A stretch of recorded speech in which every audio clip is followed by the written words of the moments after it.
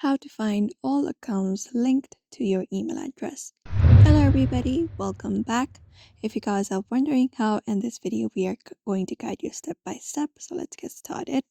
For that, first thing you can do is access your Google account. For that, use any of the Google account application, for example Gmail, and tap on your profile at the top and go to manage account.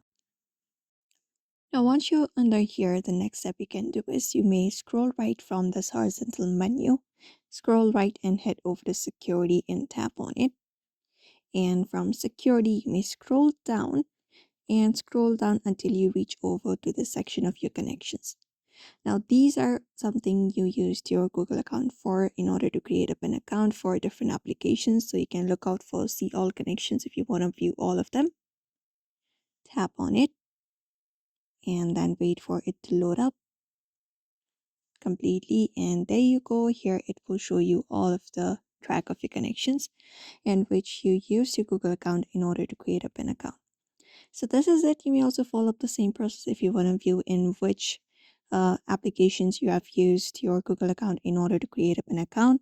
So I hope this video was helpful. Give it a thumbs up and subscribe for more tips and tutorials, and we will see you in another video.